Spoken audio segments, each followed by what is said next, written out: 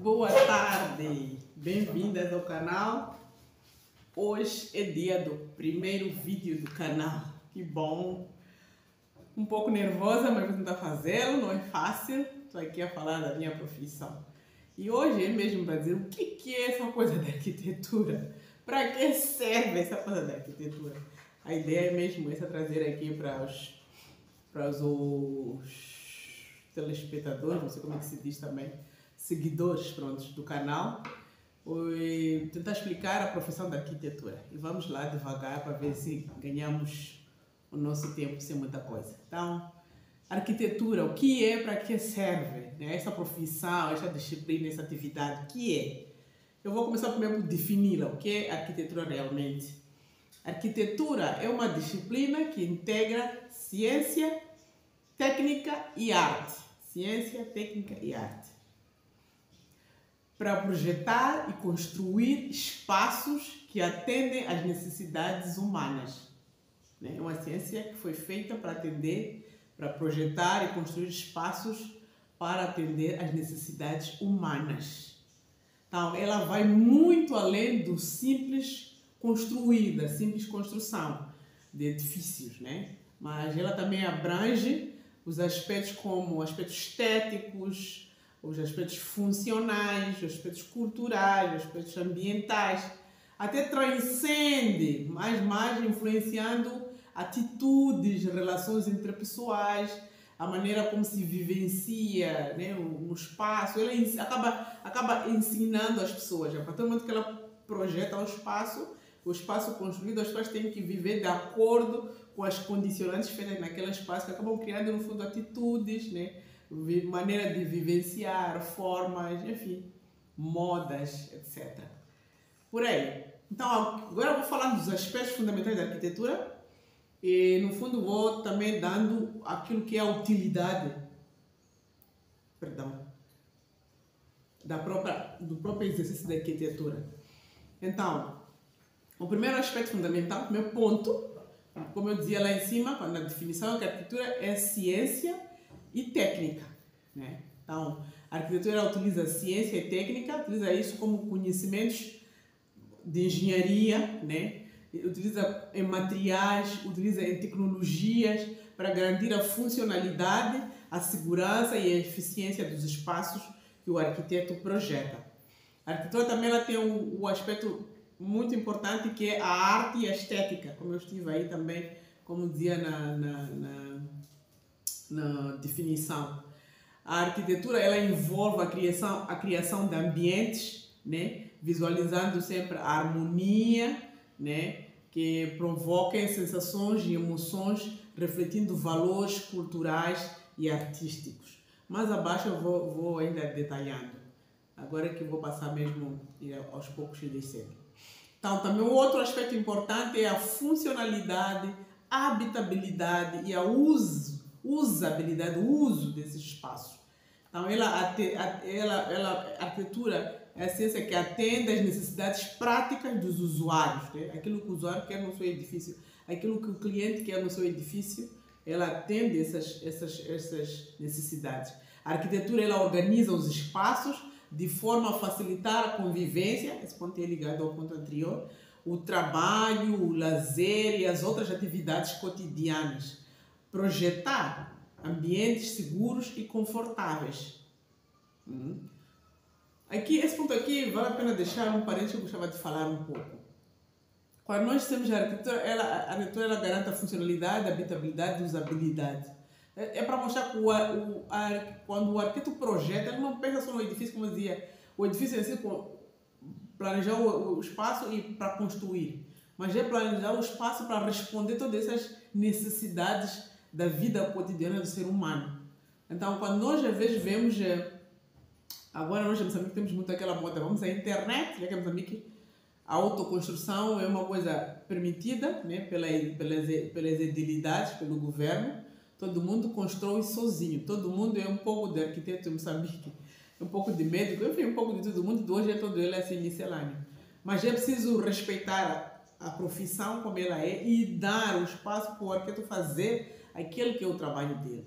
Então, quando nós fazemos essa coisa ir à internet, pegar a planta da internet, entregar um mestre, e depois temos o mestre vai entender e lá vamos nós construir. Tudo bem, constroem, e eu que está lá. O resultado das construções da Casa de Teresa também estão lá nos nossos bairros. Eu vivo na Costa de Sol, é um exemplo disso, Mapulene, Xiango, são bairros, são exemplos das casas da internet. Mas, para além de estar a tirar o emprego, por exemplo, o arquiteto, né, que é um aspecto real, a outra coisa é que nós não estamos, o que eu gostava aqui nesse ponto de trazer é, nós não estamos a trazer o exercício da arquitetura ela como uma ciência, como eu dizia, quando eu dizia lá em cima. Foi projetado sim, aquela casa dentro que nós vamos tirar, damos um mestre, interpreta, ele constrói. Aquela casa foi projetada por um profissional da arquitetura, da engenharia, da área que for lá, de acordo com a especialidade. Ele é um profissional que projetou aquilo de acordo com as condicionantes do local que ele foi dado. Quando o cliente apareceu, ele deu o espaço, ele foi lá, fez o estudo do espaço, e o resultado do estudo acabou dando aquela planta, aquele projeto, aquela fotografia ou aquela imagem. Então, a arquitetura não é só, como dizer, o ato de projetar, dar um mestre, interpretar e construir. Para nós projetarmos uma casa, nós precisamos de atender a todas essas condicionantes à volta do espaço, a sua envolvente. O arquiteto, ele, quando projeta, não pensa só naquele seu terreno de 15 por 30 e fazer a planta bonita que as pessoas gostam. Mas ele pensa, quando dá um espaço ao arquiteto, ele, quando vai ao terreno, ele visita o espaço, ele faz o estudo, faz o levantamento, aí ele começa, ele tem a capacidade e competências para compreender se esse terreno é um terreno alagado, é um terreno que quando chover a água vai sentar, a água vai escoar, é um terreno muito arenoso, está muito em cima. Enfim, ele vai fazer os estudos próprios e dar e projetar um edifício para responder ou para atender às condicionantes daquele local. Na internet eles não falam disso, eles vão mostrar a planta. Por isso que nós temos bairros, como eu dizia esse exemplo, Costa de Sol, Mapulene, São Paulo, bairros andam alagados, aliás, não só esses bairros, a nossa cidade de Maputo toda, Maputo, Matola, são cidades pelo seu relevo que vivem neste nosso período com o atual clima, vivem completamente alagados, porque nós não estamos a fazer os estudos completos, estamos só a olhar para os espaços, deram-nos o terreno e lá vamos nós no exercício da construção, como eu dizia, todo moçambicano é um pouco arquiteto.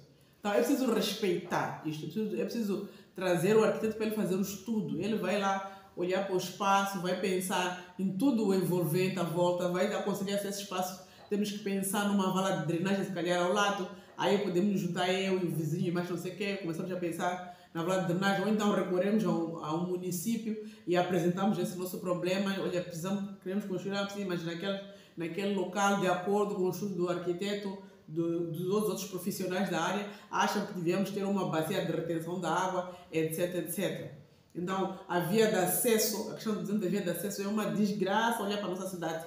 Tu vês a cidade, os nossos bairros, aliás, os bairros, aquilo também, no fundo, é o resultado do egoísmo das pessoas.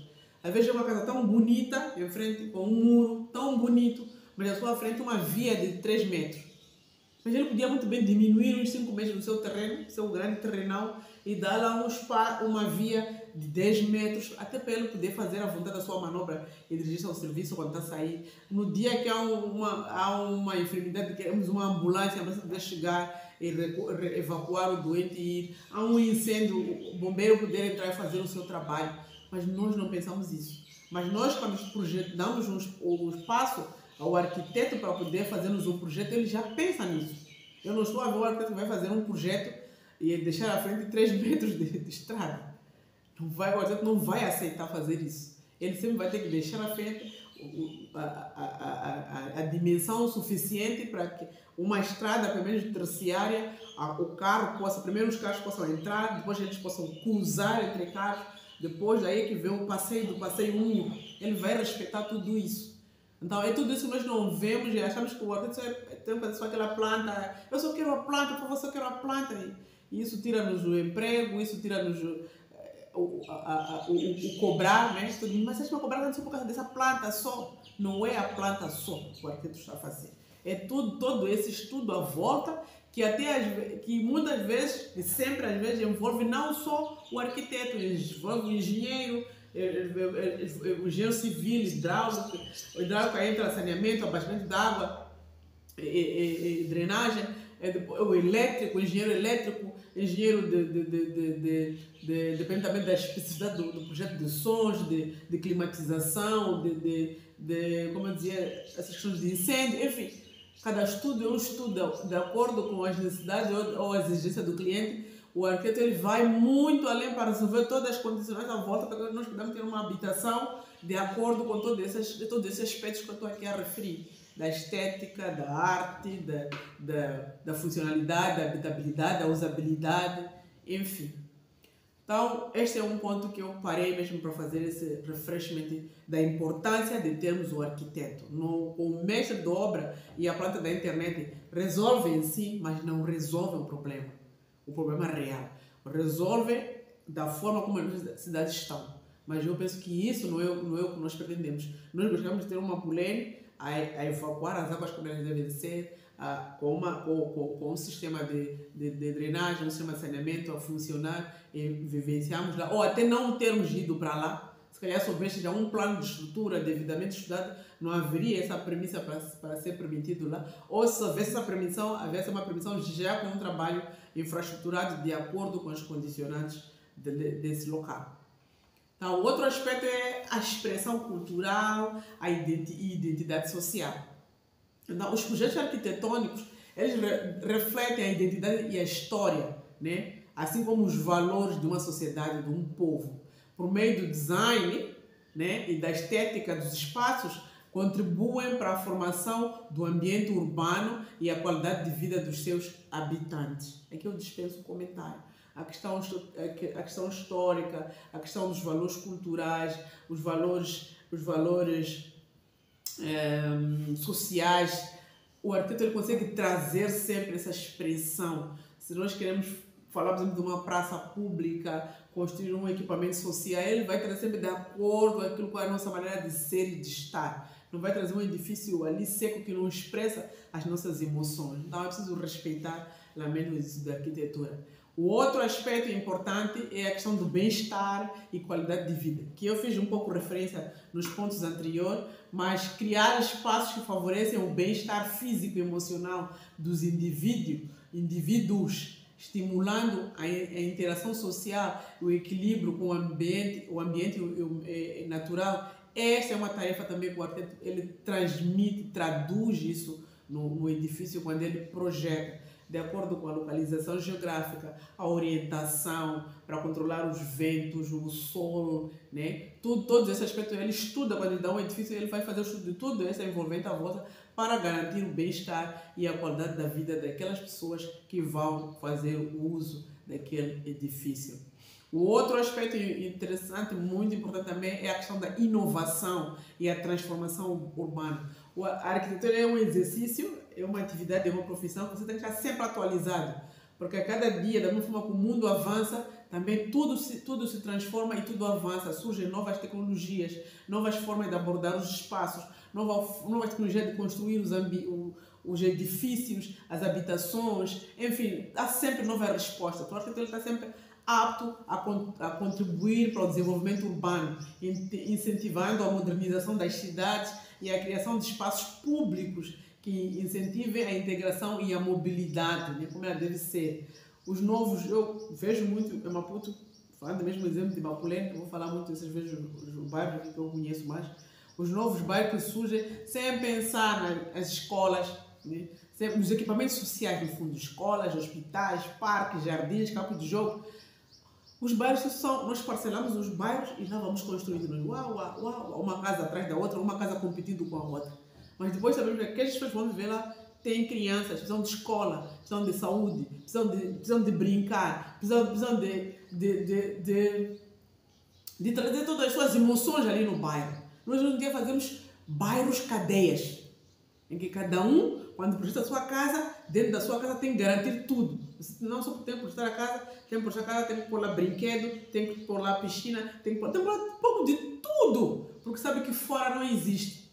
mas a casa que respira, aliás, a cidade que respira, a cidade funcional, o bairro funcional, esses equipamentos de hoje vão estar previstos de forma social, abrangentes, para criar aquela socialização, as pessoas conhecerem-se do bairro, conversarem, poderem ter um ponto onde elas se encontram, onde elas se conhecem. Hoje em dia a antipatia é tanto, mas mais uma vez influenciada pelo próprio exercício da construção civil, que é um exercício muito antipático. Cada um procura construir com muito egoísmo, procura criar dentro do seu edifício, do seu terreno, do seu muro de vedação, tudo, pelo poder ter todo tipo de diversão lá dentro, mas tudo bem, não é proibido, mas também precisa pensar no ambiente envolvente, que é muito mais importante. É isso que nos dá mais identidade como um povo, como uma cultura, como uma nação.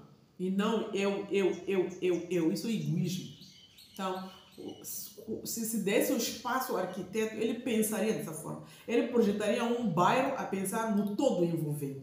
Ele projetaria no plano de estrutura a cidade a pensar numa cidade que funciona, a pensar num plano parcial, também um plano que se integra por zonas, por especificidade de áreas habitacional, residencial, indústria, comércio, serviço. Ele foi ensinado, a profissão dele é mesmo essa, ele foi ensinado para pensar desta forma, ele foi ensinado para pensar no bem-estar das pessoas. Então, é nossa tarefa pensar bem, pensar para que as pessoas vivam bem. E hoje em dia a sociedade tira esse direito ao arquiteto, cada um constrói, cada um acha que sabe, porque cada um pensa nele. Então, como eu é que sei qual é o meu bem-estar, e lá vou à internet, tiro a minha placa, dou o mestre e me faz o meu bem-estar na minha casa. Mas o estudo da arquitetura, ele envolve muito mais, como eu dizia, mais do que isso. É isso que nos faz as cidades tão egoístas, as cidades tão mortas, ou as cidades tão desertas, às vezes tão perigosas, porque nós não olhamos para a cidade dessa forma integrada de urbanização, do ponto de vista da necessidade de interação dos indivíduos daquele local. Então, o outro aspecto também importante que eu estava aqui de frisar, essa coisa mesmo de transformação urbana, é a questão das carrinhas escolares. Quando falamos das escolas, a necessidade de termos, por exemplo, equipamentos sociais em cada bairro. Hoje em dia, veja, as carrinhas fazem muitas dessas crianças pequeninas, fazem 5, 10 quilômetros para transportar uma criança da casa à escola. Isso nem sequer é justo com a criança. A criança, ela foi feita para sair e ir à escola uma pequena distância de tempo. Ela deveria estudar lá no seu bairro. O seu bairro deveria ter uma escola ao nível dele. E ele poder estudar, interagir e voltar para casa a tempo, e poder ter tempo para brincar e tudo mais. As crianças hoje saem às madrugadas, acordam à madrugada, entram na carrinha cedo, empacotadas lá, viajam quilômetros, horas e horas da questão como é que se diz? Superlotação das estradas, o famoso engarrafamento nas estradas. Levam 1 hora, 2 horas para chegar à escola, já chega na escola cansada, depois tem que estudar, depois de estudar, às vezes é um meio-dia ou um dia inteiro, dependendo do tipo de escola que a criança está. Aí a tarde também leva 1 hora, 2 horas para voltar a casa.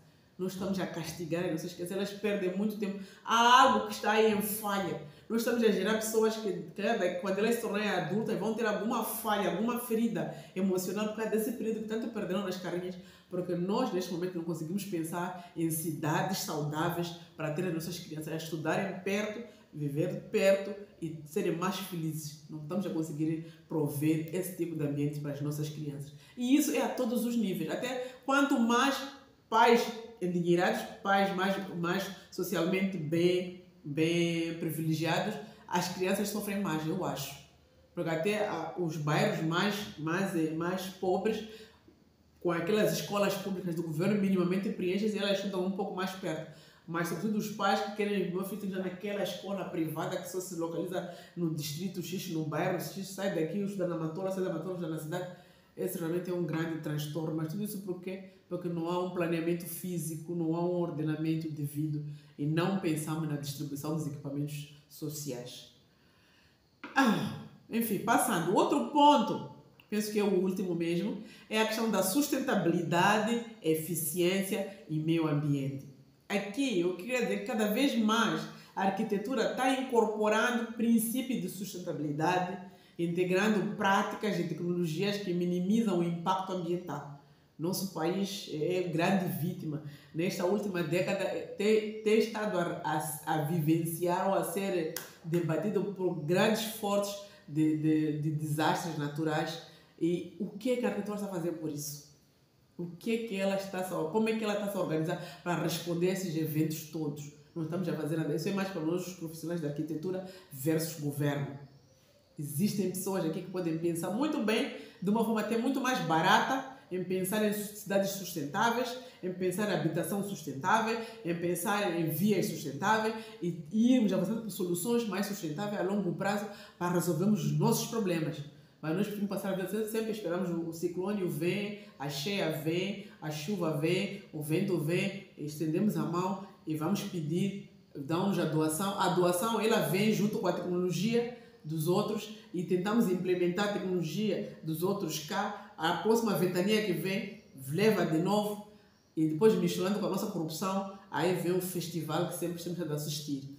Então vamos realmente valorizar a profissão do arquiteto. Aqui não falo só do arquiteto, a profissão dos especialistas da construção civil, engenheiros, arquitetos e todos os outros. Os engenheiros são vários tipos várias áreas de engenharia, né? Como falava a civil tem a hidráulica, não sei se vou conseguir falar de toda.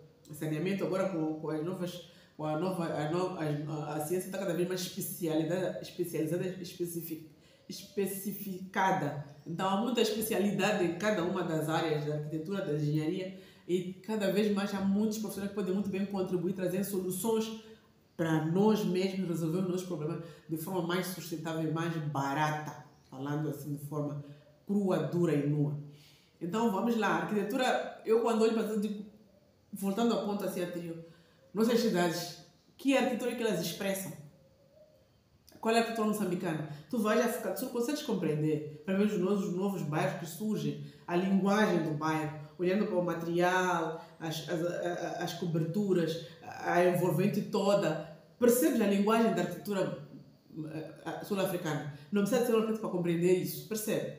O tipo de blocos, o tipo de que eles usam, tudo está lá, tudo fala entre eles. E nós, vais a Zimbábue, mesma coisa, vais a Suácia, vais a Malau, eles têm uma linguagem. Não sabem qual é a linguagem. Eu até já tenho essa linguagem. É a linguagem das plantas da internet. Aqui cada um vai à internet, projeta como ele gosta e está lá ele, o senhor da internet, bem mostrado com rendering. Rendering é aquela imagem 3D que é a internet, que é o computador, né? As tecnologias, os softwares nos produzem. Então é aquilo que a gente procura, a gente vai à internet e quer exatamente assim, até com a cor da cortina, quer exatamente assim. Mas não deveria ser. As nossas cidades deviam ter uma linguagem, deviam ter uma arquitetura que responda a tudo que está a falar aqui, da questão da sustentabilidade, da questão do meio ambiente, né? Do impacto ambiental, que promove o equilíbrio, a nossa natureza. Nós devíamos ter já uma forma de projetar própria. Podíamos devagar por tudo que resta o mundo, mas devíamos ter uma nossa forma, olhando para nossos materiais que abundam aqui no país, a nossa tecnologia, a nossa cultura, os nossos valores, a nossa identidade. Devíamos ter uma linha. E isso ia minimizar muito os custos de construção. Se nós estivéssemos a estudar com mais tempo nisso, criar especialidade nisso, colocar isso nas escolas de arquitetura, de engenharia, se tudo isso tivesse muito bem, muito estudado, nós iríamos minimizar muito a questão do custo de construção em Moçambique. Mas não se olha para tudo isso, estamos aí. Enfim, com os nossos ciclones, como eu dizia, não conseguimos responder às chuvas, aos ventos, né? Porque como trazer isto, para manifestar isto, devia haver espaço até de debate nesta nova era. Esta última década, Moçambique está sendo fustigado cada vez mais.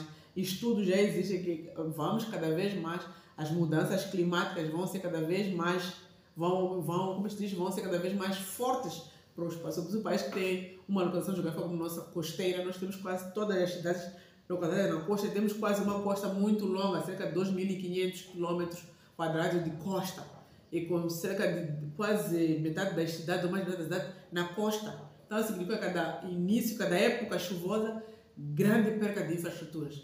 Nós também o governo devia privilegiar as classes sociais deviam privilegiar um espaço de debate para começar a responder a isso, mas estamos todos aí parados. Estamos todos sempre a pensar na reação. Primeiro esperamos o ciclone nos bater, depois nós reagimos para voltar a repor aquilo que foi construído. Mas não deveria ser assim. Os especialistas, eles existem para planificar antes da coisa acontecer, para estudar, aprimorar e depois responder quando o evento acontecer. Mas enquanto já há uma planificação, já há um estudo, já há testes feitos, já há experiências pilotos realizadas, na hora é só materializar aquele processo e assim avançaríamos como nação organizada que está a avançar, que quer desenvolver rumo a seguir o mundo para essa nova era, né? para estar posicionado no mundo como uma nação. Enfim. Bom, outra questão também importante é a questão cultural, historial. O que é que nós extraímos, nós os profissionais, quando eu falava a linguagem das cidades moçambicanas, é linguagem ou a casa moçambicana, ou nem sei como dizer também, os bairros moçambicanos, é a casa da internet. Então, o que é que nós extraímos das nossas aldeias comunais, por exemplo, da nossa palhota lá do nosso avô? Nós tínhamos, no nosso caso de Lúcia, sempre era um quintal, com uma casota aqui, uma casota aqui, uma casota ali. Às vezes era de esposas, mas às vezes é a casa de banho, a cozinha. O que isso nos ensinou? Por que nós abandonamos completamente isso e estamos aí no verão primeira? Será que é isso que nos satisfaz? É isso que nos resolve? Não devíamos fazer um pouco essa conexão, a construção com isso? O Caniço, o bairro da Polana Caniço é Polana Caniço mesmo porque era um bairro abundante de caniço.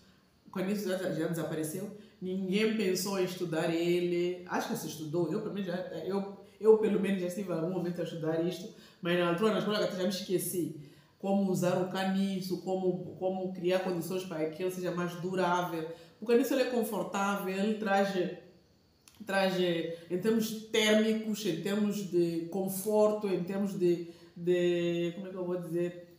Eu me esqueci outra expressão. Mas ele por ser um material natural, tem muitos elementos que ele pode responder para favorecer a parte do bem-estar. Mesmo a parte da arte, mesmo a parte da tecnologia, ele responde. Nós devemos ter um espaço para estudar os nossos materiais de construção. O que eu estou a querer dizer é que um espaço para estudar os nossos materiais de construção naturais e locais. Cada local aqui tem os seus materiais. Nós temos muita argila. Tenho um amigo da igreja que sempre diz: olha, eu quero começar a voltar a produzir bloco. Nós temos muita argila. Debaixo de nós está um recurso. Temos muita argila aí por baixo. O que estamos a fazer com ele? Estamos só busy para expressão com bloco de solo e cimento.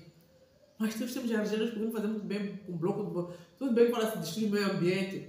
Mas está bom, podemos fazer um estudo. Até que ponto é que solamente é destruir? Porque também se o recurso existe, por que não utilizar de uma forma sustentável? Enfim, devia haver tudo isso, uma série de estudos para minimizar e trazer a construção mais perto do cidadão, soluções mais viáveis para que também usar a argila. Muitos de nós temos avós que têm panelas de argila, pratos de argila, com argila, né? Material argiloso, cerâmica, depois de cerâmica. Então, por que não trazer isso? Muitos países, quando falava da África do Sul, eles usam muito argila para fazer aquele bloco, o face brick, como eles chamam. Ele é proveniente da argila. Está ali. Eles não estão a destruir o ambiente. Às vezes nós também só exportamos políticas que só nos deixam amarrados, limitados, também porque somos muito pedintes, né? Então, infelizmente é tudo isso que eu queria aqui trazer, né? A casa do pau a pique, por exemplo, nós abandonamos ela completamente. Mas está ali, é um material natural, why not? E um exemplo disso, para finalizar, eu quero falar um pouco do exemplo japonês. A arquitetura japonesa. O japonês ele não despreza a sua tradição. Né? Os edifícios japoneses refletem tanto a tradição quanto a inovação. Por isso que eles estão no high-tech, estão no topo do mundo, mas eles também estão na base da sua ancestralidade, porque eles projetam sempre partindo da raiz, da tradição, e depois avançando para a tecnologia. Então nós não estamos nem lá, nem cá. Como eu disse, estamos na internet, a copiar na internet. Só. É isso. Conceitos como Zen, né, que é o minimalismo, o menos é mais, elementos e materiais tradicionais, como estava a dizer, voltando já para o Japão, né? O uso da madeira, do bambu, da pedra e até do papel. O japonês construiu com papel, faz edifícios, janelas com papel. Eles eles têm técnicas tradicionais que protegem, mesmo com chuva, com vento. A janela de papel fica lá anos e anos, às vezes séculos. A janela de madeira e papel fica lá, eles sabem como tratar, como proteger. Estão lá, são traduções que fazem e produzem casas e minimizam isso e juntam com a tecnologia, com a inovação, estão lá na vanguarda do processo da urbanização no mundo.